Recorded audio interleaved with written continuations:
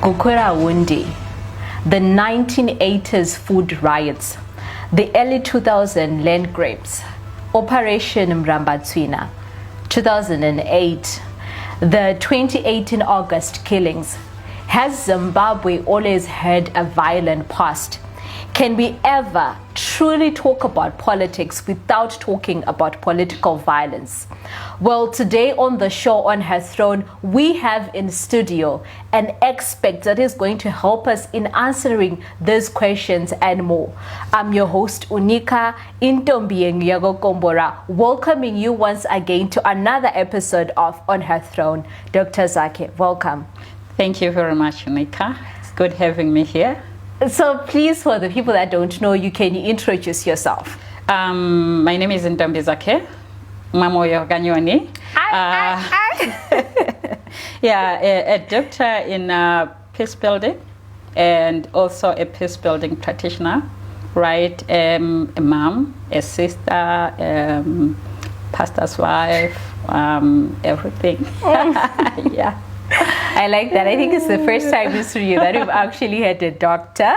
So thank you very much for making time and coming here. So, doctor, maybe to start off, if you can tell us, can we ever in Zimbabwe talk about politics without talking about political violence? Thank you very much for the question. Right. Yeah, Zimbabwe, when we look at Zimbabwe, actually, just as you rightly introduced, the politics of Zimbabwe is largely influenced by a series of violence incidents that come one after the other. It's more like we have a trend where we are saying almost after every 5 years, some people have to die, or there is some bloodshed linked to some political instabilities in a way. Yes, so much of our history is influenced by different levels of political violence. It might be something which comes in as a direct form of violence, but also in some cases it can be something which is subtly, meaning some structural embedded form of violence. So I remember when I was having a conversation with someone about this particular topic, they said that in Zimbabwe, talking about politics without talking about political violence is as if you're talking about the birthing process without talking about the umbilical cord, because those things are intertwined and interlinked. It is really a sad reality. But when we look at other African countries, do they experience the same type of political violence that we do in the degrees and the extents that we do? Do governments like others like Zimbabwe experience the same sort of violence that we do? Well, I think it varies from state to state. For example, if we look at Kenya, Kenya has been one of the nations which have been experiencing a series of political violence almost in each and every year of their election to some extent, right? When we look at South Africa, actually, the situation in South Africa is slightly different, but there is quite a lot which is happening, especially at, it is not spoken of on a larger platforms, but it is there maybe more like in community levels, where you hear so and so have been killed, so and so have been abducted, this and this have happened to a certain group of people. Of course, there are nations like Botswana where you'll never hear something along those lines. Of course, maybe it happens, but it is not that much spoken about. But there are some cases where there isn't much of the political violence, on which, looking at such instances, we can say, okay, we can talk about politics without talking about violence elsewhere, but not in Zimbabwe. But not in Zimbabwe. So why the political violence? Yeah, the difficult part is the why. But the bottom line is a reflection to show that things are not okay somewhere. Right. You notice that in most cases when we are looking at violence, violence is more like a fruit in a tree. A fool try to take a tree as a form of imagery to symbolize violence. You see that what we see on top can be likened to violence, more like the branches, the fruits, the leaves, they can be likened to violence. But in instance, there are roots that are feeding into what we are seeing on top there, which is some form of conflict in a way or the other, right? So what we are seeing happening during the time of the elections is a reflection of the problems which are already there within the systems of Zimbabwe, but they are never addressed. It's more like if you have a tree around your house which is disturbing your roof, and then you attempt to cut that tree maybe somewhere in the trunk, you are not solving the problem. What will happen? It will still grow back. Yes. So that's the situation that I'm thinking that's where we are as Zimbabweans. There are some issues that are embedded within the systems, political systems, economic systems, social systems, which are then budding and producing what we don't want to see. And then in turn we end up hitting each other. So for someone who maybe lives under a rock, who doesn't live in Zimbabwe, who's watching right now, and they don't know about the sort of political violence that we have, maybe take us through the different forms of the political violence that we have in Zimbabwe, the most extreme and maybe even the most subtle. Well, when you're talking about the forms, you're talking about the types or what we've experienced before? Both. Okay, right. The thing with the Zimbabwean political violence, you notice that it's just not a fairly new thing, but this is something that can be traced as back as the pre-colonial era. Right. So it's more like we have had a culture of violence, and we have maintained that culture, which we have replicated over the years. So we inherited a culture of violence. I don't know if the term inherited might be a good term, but maybe we can say we learned. Yeah, because according to the United Nations, the Consultation Report of 1986, actually it says that violence, that's UNESCO, it says that violence is a learned behavior and it can be unlearned. Yeah, so rightfully we learned it. We cultured our lives into responding to situations using violent means. And then we had to learn that, and we are learning that in our day-to-day life. You notice that as I relate with my children in a way, our relationship could be best in beating each other. As we relate with our husbands, our wives, with a neighbor or with whosoever who does something wrong to you. Our response, our automatic response that we have is beating, if not verbally violating each other, because it's a learned behavior. Yeah.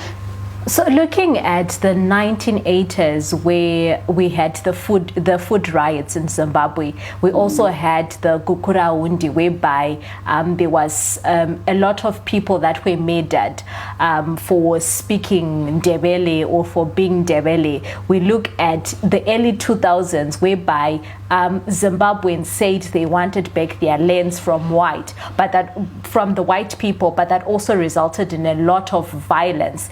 We look at 2005, whereby we had Operation Mrambatswina, and that was people being removed, or people's structures, places of businesses being destroyed and being removed, but that also resulted in a lot of violence. So, however, particularly when we look at women in all those instances, they have also been largely affected by the different political violence that has taken place in Zimbabwe.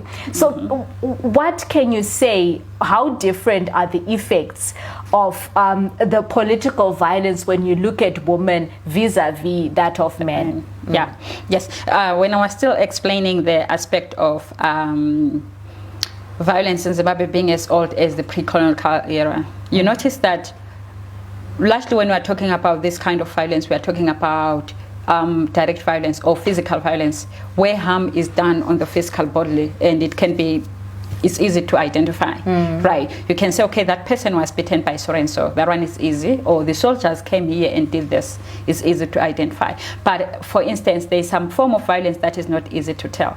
that violence which is embedded in the political systems, structures, or policies, not only political, but even economics policies, as well as the social policies. Maybe you can give us examples of those as well. For example, a good one is the issue of the structural violence being embedded in women having to be forced to change their surnames when they when they marry. Yes, that is in a way or the other some policy which is said to be there but which is not there. But it is maintained in Zimbabwe to the extent that when, as you are today, if you want, let's say I am a sister to you and I have to go and get maybe a bank loan or something, right? And I need somebody, at the bank they will tell you need somebody with your surname to come and what? And be your guarantor, right? The fact that I've changed my surname to my husband's surname, if ever there's nobody within the husband's family willing to come and become my guarantor, it means that I'm affected. I can't get that loan. If it is about starting a business, it means my business has to come to a standstill. But if I was still using my median surname, which is connected with you, you as my young sister will definitely come and what? Because you want the best for me, you definitely come and guarantor me. You get the point? Yes. Yeah. So it's more like the policies that are becoming a major setback to the lives of the women, right? So I've seen that becoming one of the major forms of violence that go unsaid. Yeah, when women go to the clinics or they go to the for maternally related issues, the policy says women who go for antenatal, the pre-birth sessions, they are not meant to pay. This is what a general woman understands. But when they get to the hospital, they are told, okay, we can't attend you till you pay so much. You get the point? Yes. So it's an issue of policy there. If the policy was not there, the mother will certainly know that, okay, now that I'm going to give birth, let me go and look for money in a way. Right. But because the policy is saying to me, it's okay, you can go and you can be given treatment and all, that becomes a major setback. Right. So that kind of violence is being experienced by women as well. Yeah. Economically, politically, and even socially within our homes. There are a lot of such systems in a way or the other that violate us as women. Right. So looking at the sort of violence that we have political violence. It happens to men, it happens to women. How different is it when we look at the two groups? Yes. With the women, we see that much of the violence is perpetrated by men to the women, although there are instances where we see women becoming the perpetrator. Yes, and physically women are weaker than men.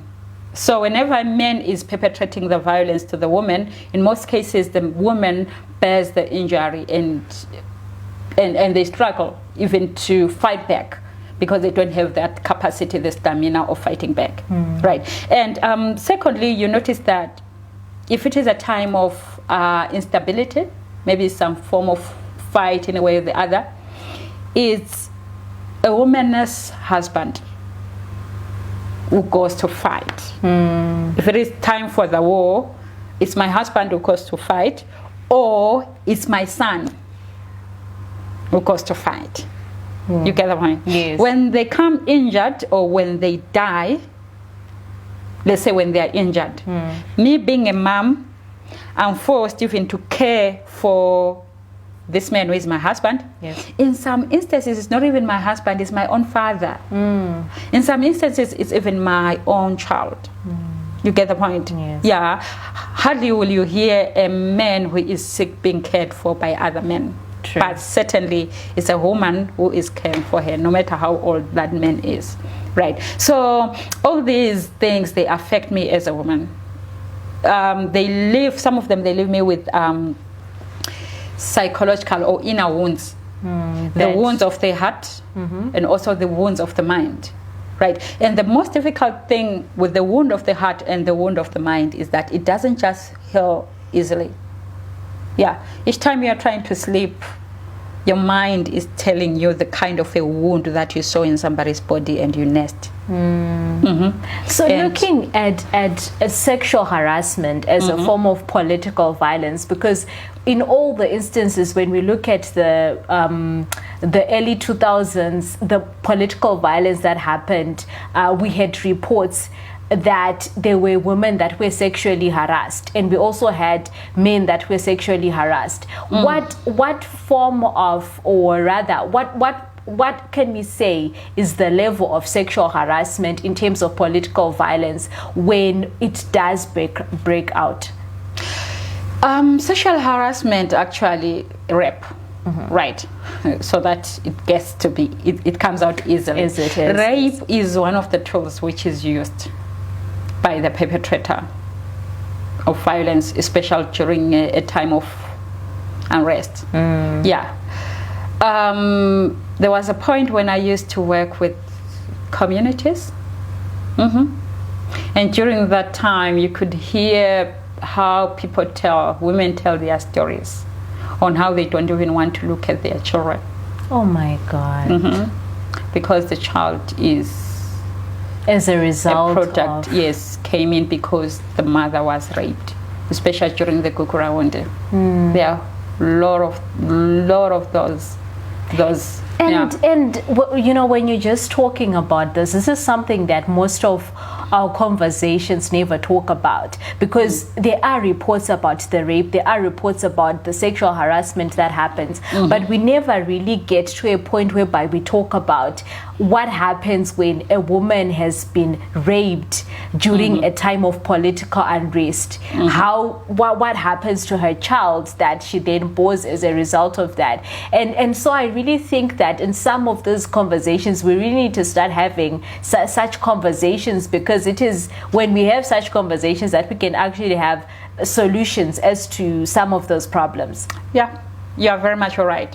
Yes, because what does it mean to that woman when he looks at this child every day? And then you start to think, okay, I didn't volunteer this child, but this child was forced, right? And also, secondly, how does that particular child feel? Right. Issues of identity, it plays even a major role, because it means that when that child has been born, is given the surname, maybe Isibonga Skamalume, right? Not the actual father's surname, right? If he's a man, it means that all his generation, all his lineage is going to be called using the Malume's surname. Yeah, so it has to do with issues of identity, which in a way or the other, issues of identity are linked to the issues of the heart. Somebody behaves the way they behaved because of what happened or what did not happen in their lives, which certainly it will affect that kind of person. Yes. And looking at the fact that we're Africans, I've often heard of cases whereby there are certain cases whereby a child is saying, I want to know who my father is. I went to a certain prophet or Nyanga, and they said that I have to know the problems that I'm facing up because of my father, who I don't even know. And in particular cases like that, how do you as a woman even start to say, my child, you are a result of rape? That's very difficult, because mom is an interested part in this whole thing. She's crying, possibly have virginity, maybe also not even the virginity, the whole fact that she was raped, and now she has to face this child who is a result of the misfortune, and start explaining to her. That's really there's a lot of sad. pain associated with it. Yes, there's a lot of pain associated with it. Right. So when we look at some of the violence that happened in Zimbabwe, especially like 2008, there were reports by certain international organizations of people's genitalias being tied to ropes and then the genitalias falling off. There were reports of people getting raped, people getting bitten, people getting set on fire, people getting shot. How do we as a nation start to heal from that? Where do we even begin to heal? Because there are certain communities that are still reeling from this abuse that happened even in 2008. Even way before. I've seen people who are still are struggling with the wounds of the liberation struggle. And worse off, we can't even talk about the wounds of Kukuraunde because it's still very fresh in people's minds. Right. You're saying, how can we heal? Yeah, we have to. I'm not really sure how we can start as a nation, because the problem which is there is each and every time when we are thinking we are starting to heal, or in a way where we are saying we are starting to forget about what happened, a new cycle of violence comes. That's a problem. Yeah. So looking at the kind of people that are perpetrators to this political violence, because we've got reports by the Zimbabwe Human Rights Forum, we've got reports by Amnesty International. A lot of human rights organizations and civic society groups have written extensively about this violence. When we look at some of the major perpetrators in the 1980s, in the early 2000s, and even now, there are groups of youths. Young people are usually at the forefront of this violence. Why are young people such an easy target? Yeah, because they're young, right? I think possibly because of the energy that they have, firstly. Yeah, young people have got energy, and they need to direct that energy somewhere. If, for instance, like now, most of our young people are not employed. And that has been the case for the past 42 years? Yes, meaning if somebody comes with $1 and say, look, hold this dollar and go and do that, it's easy for them to go and do it because they are lured. They need that money. So I think that could be one way or to an extent, right? And besides, remember I talked about the culture which is being passed on from one generation to one generation. It could be that system. We are cultured in responding to problems using violence. So Labo, they find it so easily just to match in and go with the tide. So what does this then do in a generation whereby we're trying to get women, especially young women, to be involved in politics, but there's already this cult of violence? A few years ago, we had reports of Joanna Mamombe, Cecilia Chimbiri, and another lady being kidnapped, and they were also sexually harassed in some way. And recently, around last year, we had the death of More Blessing Ali as well. So when you then look at all of this, where do we even begin to encourage young women and even older women to say, get into parliament, get into politics? Yeah, one thing I've always said is each and every person you see in the street had a woman around them who nurtured them. All the men that you think about, all the evil people, the killers that you think about, some woman raised them, right? So I'm thinking that maybe as women, we may need to take a deliberate move where we are saying, look, when I'm raising my own children or whatever child, whether you are a teacher, preschool teacher, with children around you, raise the children in a way where they can learn that there are non-violent alternatives to dealing with differences. Instead of us punching them when things go wrong, let's use dialogue. Let's talk to the children so that they don't get cultured to being beaten or to beating. Because once they learn to be beaten, they will always beat others whenever they notice somebody is having a different view from them, right? So what we need to do is to create some awareness that there are always alternatives to violence. There are always alternatives to violence. Violence is to be avoided by all means. So in that way, once we perpetuate that, we practice it, teach it, preach it, talk about it, will help the people to realize that there is a possibility of dealing with differences without using violence. In that way, we are going to plant a culture of peace. Then it can be used. I think that could really go a long way in solving a lot of the challenges that society faces, especially looking at women and men relationships, because most of them are really abusive. So, Doctor, I think my question to you is, looking at the kind of violence that we've had a certain kind of violence in the rural areas, we've had a certain kind of violence in urban areas, and you've heard people say things such as, there are certain rural areas whereby you can't even get there as a political person, maybe from an opposition party, and start to say anything against maybe the ruling government.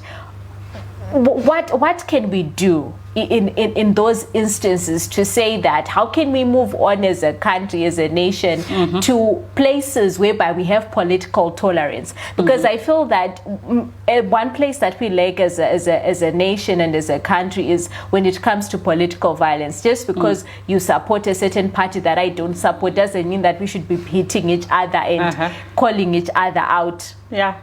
Yes, we have seen in different parts of the world, different political groups interacting and having life and having fun together with each other, even round about the time of election.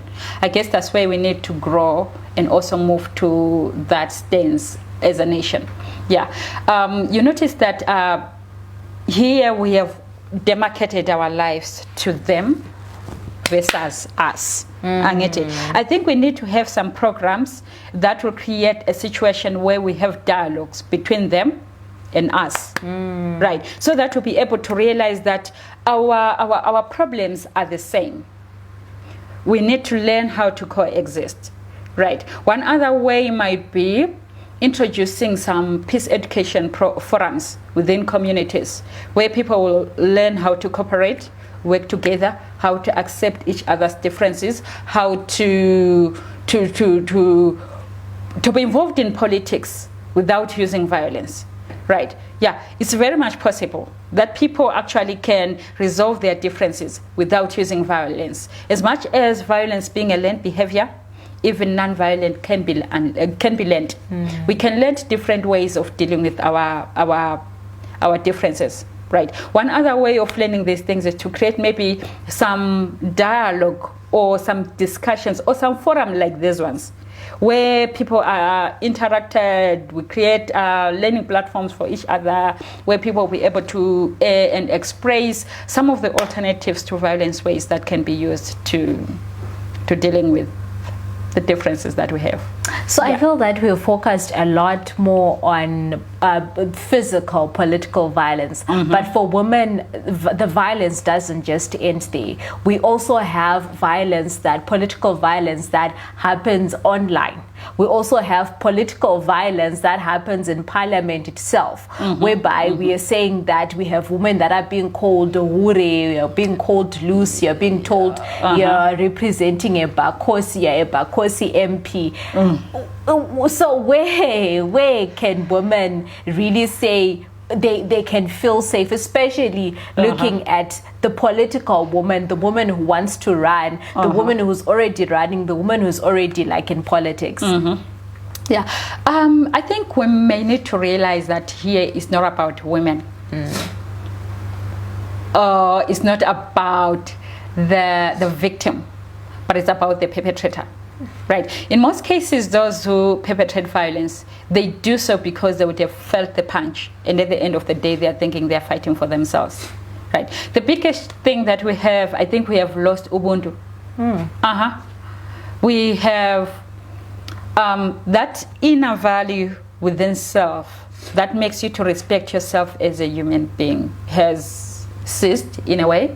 So that's the reason why you can't see another person as a human being. You start calling them names, right? You start giving them a certain picture that you want to address them as, that particular thing, right? So I think by and large, it should start from within an individual, right? Do you remember it's VP John Gomo who came with the statement, "Peace begins with me." Peace begins with you. Yeah. So I think we need to take it at a personal level, where we have to first value Ubuntu within us. And having valued Ubuntu within me, then it will give me the chance to see Ubuntu within another person. And then I will start to relate with this person as a person who is having what? Ubuntu. Yeah, first I have to respect myself. If I respect myself, I'll then be mindful of what I speak, what I say, and my actions as well, which will then contribute towards caring another person and having to uplift that person, right? Because as it is, women need men to help them to become stronger, even in that political arena. But the moment men start attacking women, it means that women will feel attacked and they will give up even without starting.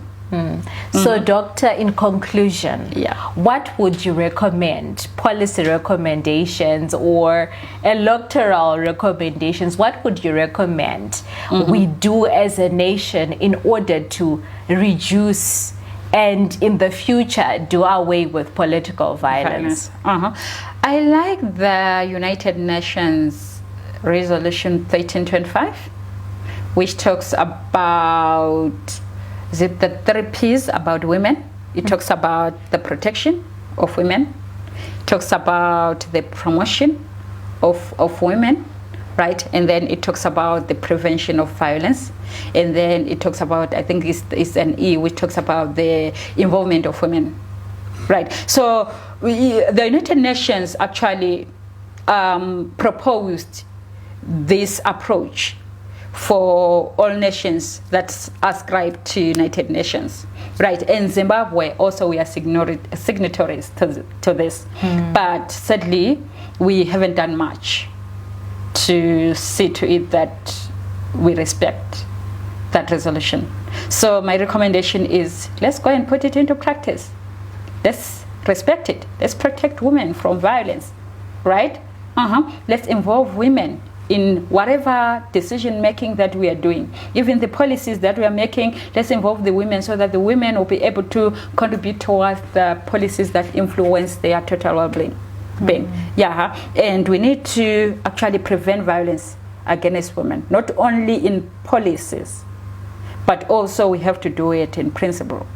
You see that in some cases, us or those who are in the center of developing the policies, they are in most cases at the center of breaking these policies, right? So if we teach ourselves to develop the policies and we teach ourselves as well to implementing and respecting these policies, it will go a long way.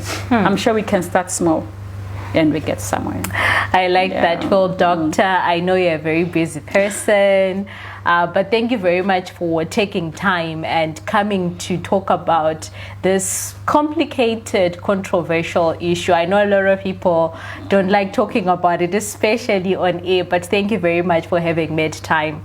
Sure, hey. It was really a good time for me to be here, and it's giving me to keep thinking about some of the different ways I can contribute towards addressing this issue of political violence. I love being involved in bringing solutions. If you are to take away anything from today's conversation, let it be that the solution lies with each one of us. It's not something that you can wait for someone else to do, but it's something that you can start doing as an individual. We are in an election year 2023, and violence is bound to be there. It's bound to take part, but it's now your responsibility as a person to make it a choice whether you decide to be a part of the violence or you decide to be a part of the peace. As our late Vice President said, peace begins with me, peace begins with you, peace begins with all of us. So let's meet here next week, same time, same place. Cheers.